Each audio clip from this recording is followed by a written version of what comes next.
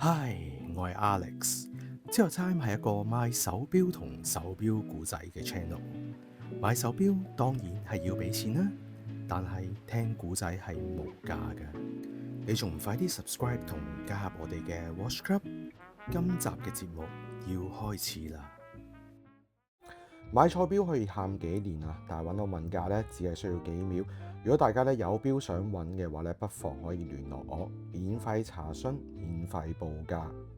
好耐呢都冇嚟做過品牌歷史故事呢個系列啦，所以今日呢就帶俾大家一個呢，唔算係話非常之出名，但係呢喺鐘錶史上呢一定有一席之地嘅牌子啊，就係雅典錶。一如以往啊，因為個牌子名太過難讀啦，我就唔會讀 Unisnada， 我就直接用翻中文嘅翻譯呢，就係雅典。大家留意啊，呢個雅典唔係城市嗰個雅典啊，而係一個人嚟㗎。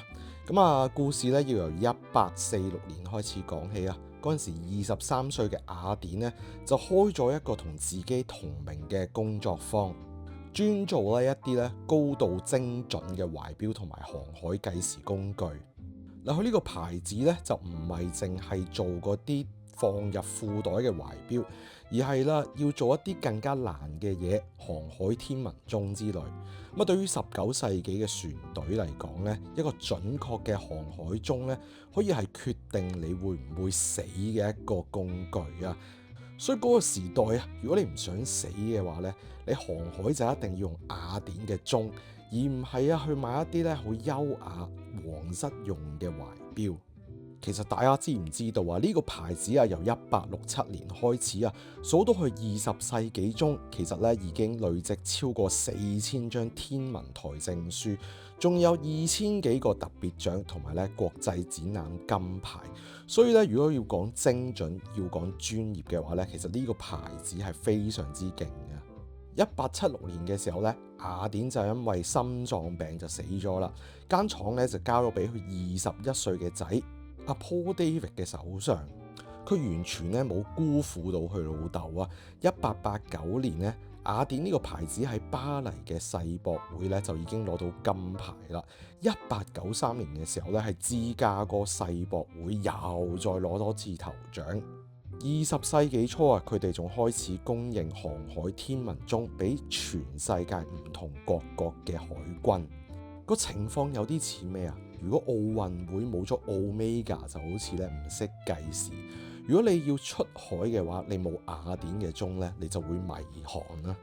嗰陣時啊，英國、俄國、日本呢啲國家咧，其實咧都係大量使用雅典嘅鐘嘅。去到1950年嘅前後啊，其實啦大概有超過50個國家嘅海軍同埋大型運輸公司都係用緊雅典嘅航海計時器。所以點解去到今時今日啊，冇乜人認識雅典呢一隻錶？唔係因為佢唔夠勁，因為佢由頭到尾個定位都唔係珠寶型嘅奢侈品，亦都唔似得好似勞力士咁呢，係將自己放喺一個勝利者嘅姿態上面。佢由頭到尾都話俾你聽，佢哋呢係專做高精準航海儀器嘅技術品牌。但係啊，勁還勁，有技術還有技術，大家最終都係要靠經濟去支持。冇錯，去到1969年之後，70年代石英危機爆發啦。就算你有超精準嘅機械天文鐘，最終都會輸俾電子導航同埋咧 GPS。唔難理解啊，去到70年代至80年代初，雅典好快咧就陷入咗嚴重嘅經營困難啊！咁一嚟大環境啦，第二嚟就係咧佢嘅產品重心咧依然係放喺傳統航海天文鐘，成個轉型都慢咗半拍嘅。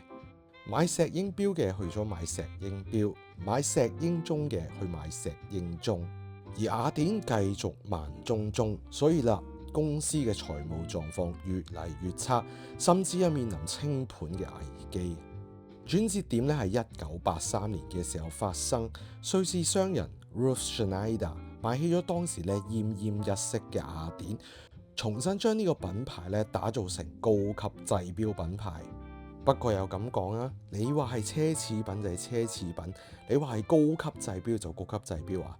你唔係 PP 又唔係 AP 又唔係 Rolex， 哇，個市場度度插晒旗，仲邊度有位俾你企呢？所以佢就做咗幾個好重要嘅決定。第一，要保持品牌同航海同埋精準計時甚至天文學有關。第二啊，就係唔再複製以前嘅產品，而係喺複雜功能同埋咧材料上面咧要做創新。依家咧我就要嚟講下雅典出過啲乜嘢黐線嘅手錶啊！雅典咧喺1980年代中期咧就開始玩時間三部曲系列。第一隻推出嘅咧就係伽利略啊，結合咗天文顯示同埋咧機械複雜功能嘅一隻手錶，可以顯示太陽時間、本地時間、日月軌跡、色相、星體位置等等，總共咧有21項功能啊！呢隻錶咧仲被當時嘅健力士世界紀錄咧評定為世上功能最複雜嘅手錶。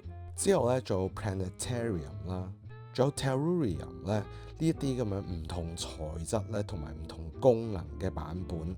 如果你對天文學係好有興趣嘅，咁啊地球自轉公轉啊，月球圍繞嘅嗰個軌跡等等啊，如果你想集齊最多天文學嘅手錶咧，就只有呢個品牌做得到。之後咧講翻一啲咧大家熟少少嘅話題啦。